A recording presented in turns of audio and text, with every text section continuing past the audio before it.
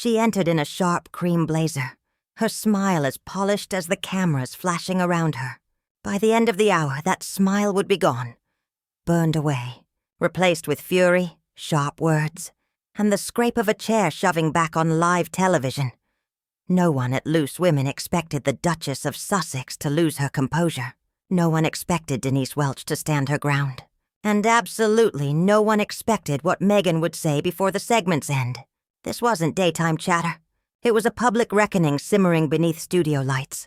The set shimmered in warm tones, the audience buzzing. ITV had scored a coup. Meghan Markle herself, booked for what was promised as a balanced, respectful conversation.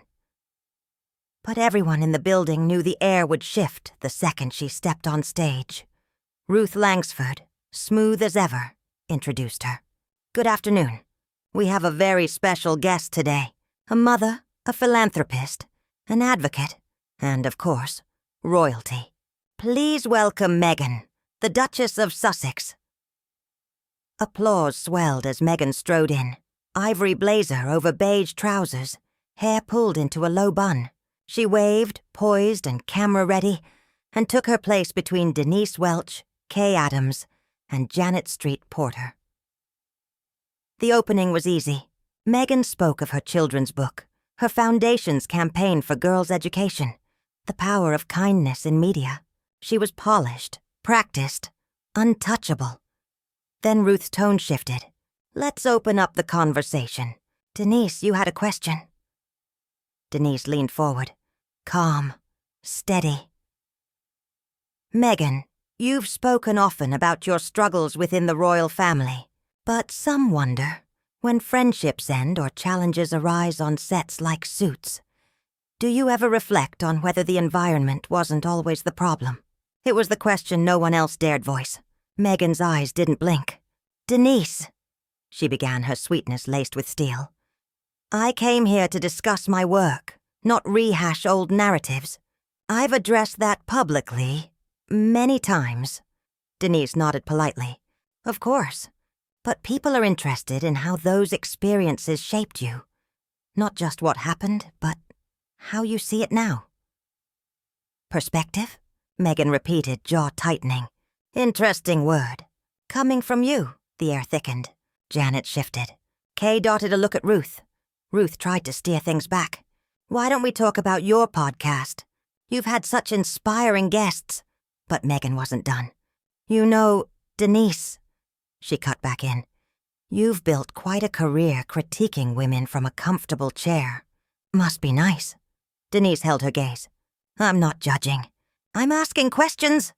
And I'm answering." Meghan snapped, her voice sharp now.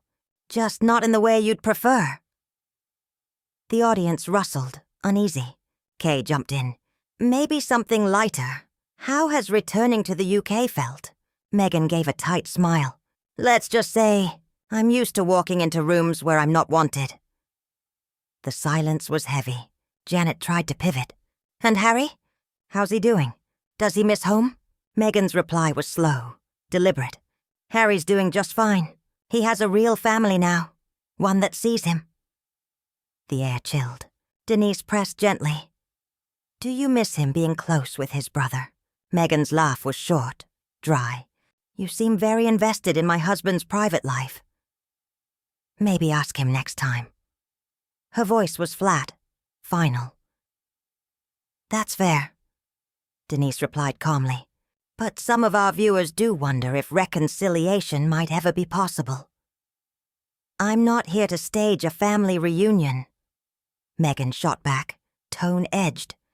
"I'm here because your producers begged my team for months." The studio shifted. Kay cleared her throat. Janet adjusted in her seat. Ruth forced a smile. "We're very glad you're here, Meghan. Let's move on to something I know you're passionate about. Your mental health initiatives." But the spark was lit. Meghan crossed her legs, leaned back with regal detachment and muttered, "Let's just see how far we get before the next interrogation." The segment cut awkwardly to commercial. Behind the scenes, producers scrambled. On set, Meghan checked her phone. Denise adjusted her mic, steady, unshaken. She wasn't done. When cameras rolled again, Denise leaned in, voice calm but unwavering. Meghan, you've spoken often about privacy, yet you've also done documentaries, interviews, written books. Some feel there's a contradiction. How do you respond? Meghan tilted her head, a smirk tugging at her lips. Ah, the classic, you wanted privacy but you're on Netflix argument. Denise, wanting privacy doesn't mean disappearing. It means controlling your narrative. Perhaps that's too complex for some people to grasp. Gasps rippled through the audience. Denise didn't flinch. I think our viewers understand nuance, she said evenly. But surely you see how it looks when someone asks for space, then releases a 6-part documentary. Meghan scoffed. Are we still doing this? It's giving tired, Denise.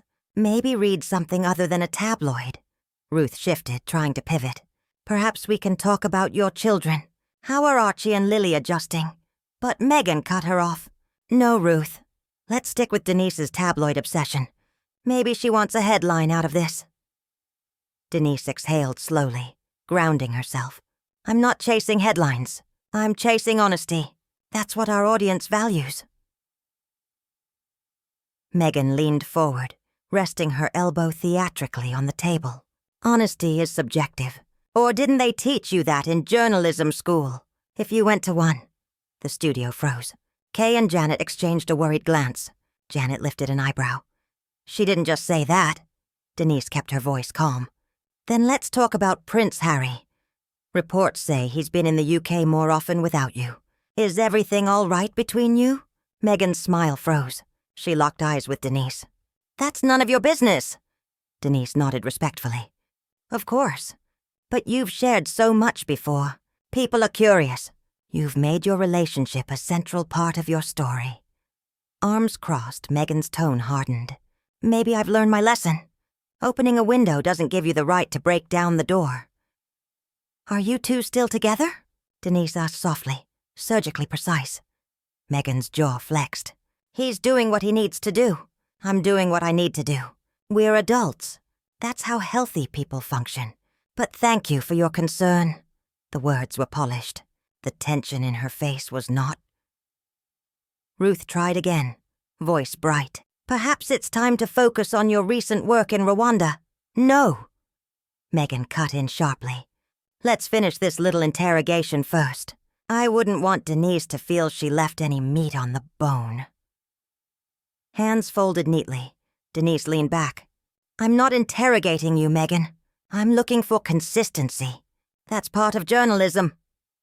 Meghan gave a brittle laugh. This isn't a courtroom, Denise.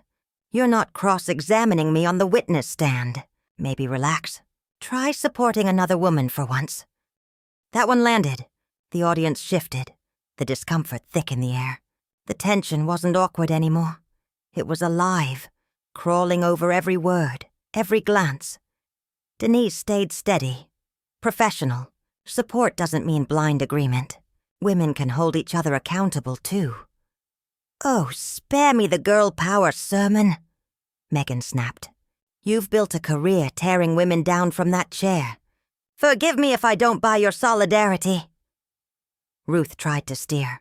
Let's turn to your foundation's work on maternal health. But Meghan wasn't letting go. Her eyes locked on Denise. No, I'm curious. Since you seem to know so much about my marriage, my life, why don't you tell the audience what it's like? What it's like to be dragged by royal protocol across continents, and then dumped by the very public you tried to serve. Denise raised her brows, calm but firm. I never claimed to know your life, Meghan, but you chose public life. You chose to tell your story. And once you do that, people will respond. Not always how you want. Thank you for the lecture, Meghan sneered. Should I kneel now, or wait until you hand me your autobiography? The mood soured.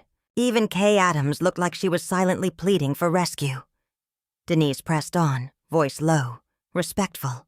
When you told Oprah your mental health was at risk, that resonated with so many women. But when those same women see you lashing out, dismissing questions with sarcasm, it confuses them. That's all I'm saying. Meghan's eyes narrowed. You don't get to police my trauma. If I'm fiery, it's because I've been burned. I'm not here to play nice, so you feel comfortable. Perhaps we should take a short break. Ruth tried gently. But Meghan leaned forward, half rising, her presence filling the space. I'm perfectly fine, Ruth. What I'm not fine with is being picked apart by someone who still thinks wearing Union Jack earrings makes her a patriot. A collective oof rippled through the audience. Denise's lips pressed tight, but she didn't strike back. Look, Meghan, Denise said softly. I don't hate you. I don't even dislike you. But you've built a world where only your pain matters, where everyone else is cast as your enemy. This time, Meghan rose fully, standing beside her chair, arms crossed, jaw set. She addressed the room with a cold smile. This is what happens when you speak your truth in Britain. You get mocked, minimized, turned into the punchline of your own trauma. She turned to Denise, voice dropping to a whisper. And they wonder why I left. The lights felt hotter. Meghan stood rigid, defiant, not leaving. But one spark away from storming off, Denise sat still, hands folded, her control visible in every muscle. Her eyes burned with quiet fire. Ruth tried again, clinging to normalcy. Perhaps we can move to your philanthropic work, your recent initiative on women's education. Meghan didn't look at her. Her gaze never left Denise. Funny. You didn't want to discuss that before. You were too busy dissecting my marriage and my mental health. But now philanthropy is suddenly convenient? Denise inhaled. Kay spoke carefully, trying to ease the air. No one here is trying to corner you, Meghan. We just wanted a conversation. Oh, please, Meghan shot back. If this were a conversation, you'd treat me like a person, not a headline. Janet muttered under her breath. Well, you certainly make enough of those. Meghan's head snapped. Excuse me? Janet waved it off. Nothing. Just an observation. Denise finally lifted her chin, voice even, deliberate. You walked in here asking to be heard. And for 20 minutes, that's all we've done. We listened. Even when you mocked us, dismissed us, questioned our intelligence. At what point does it stop being a conversation, Meghan? When does it become a monologue? Gasps rippled through the audience. Murmurs spread. Meghan stepped forward, each click of her heels striking like punctuation. I came here thinking I was sitting with women who understood struggle. Women who'd stand with me. Meghan fired back. Not act like gatekeepers to some outdated idea of British womanhood. Denise uncrossed her legs, leaning forward with quiet control. And I came here expecting a dialogue, not a stage performance. Yet here we are. You think I want a stage? Meghan's tone cut like glass.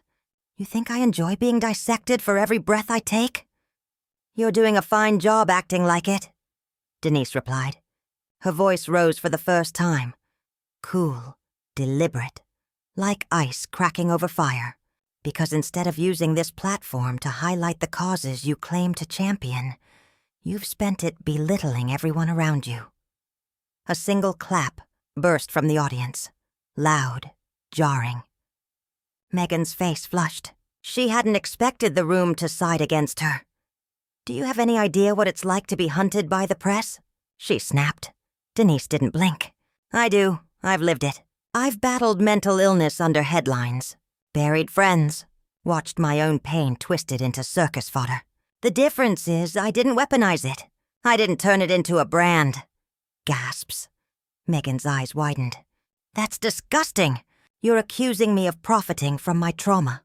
I'm saying if you want to be seen as real, stop selling yourself as untouchable. Silence hung heavy. Meghan turned to Ruth, voice breaking between pride and desperation. Are you going to let her shame me on national television? Ruth faltered. No one is shaming you. We're just trying to move past the script. Meghan laughed, hollow, sharp. I should have known better than to come here. She gripped the back of her chair, debating whether to storm off, then leaned in instead. You know what's exhausting? Fighting your whole life to be heard, only to be told by people like Denise that you're too loud? And you know what's exhausting? Denise countered, steady now. Watching someone twist every question into a personal attack instead of answering honestly. The air snapped like a wire. Meghan stepped forward, eyes blazing. I hope this was worth your ratings. Because I'm done.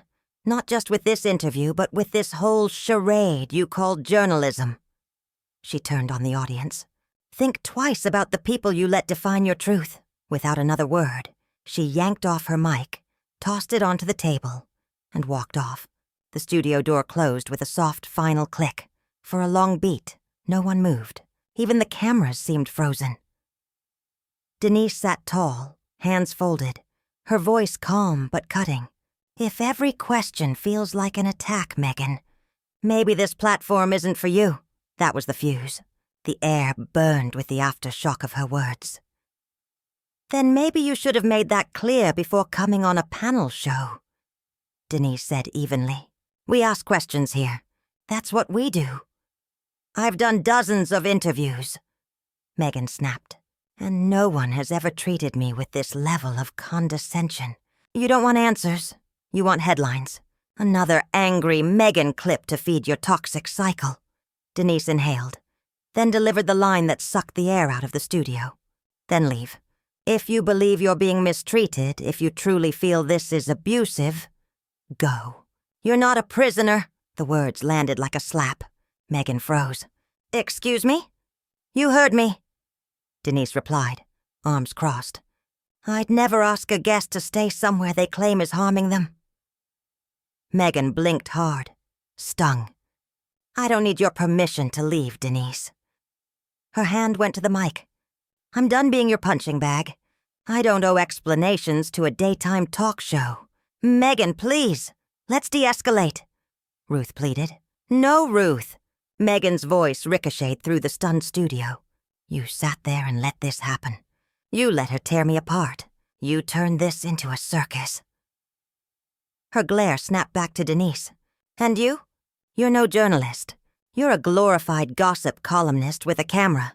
Enjoy your ratings. Denise didn't move. She didn't need to. Meghan ripped off her mic and dropped it onto the couch. Security edged forward discreetly. She made for the exit, then stopped and turned one last time. Let the world see this. Let them see what happens when a woman refuses silence. Spin it however you want. This is why I left the royal family. Because people like you think silence is grace, and truth is arrogance. Denise finally spoke, calm as stone. And people like you think every disagreement is persecution. Goodbye, Meghan. The studio door swung shut behind her. Ruth stood frozen, shaken. Janet stared like she'd seen a ghost. Denise simply exhaled, settling back into her chair. After a stunned beat, Ruth cleared her throat. We'll be back after the break. The cameras cut to black. It was a moment destined for British daytime history. A royal storm-off, a panelist refusing to yield, and an audience left wondering, who was really in the right?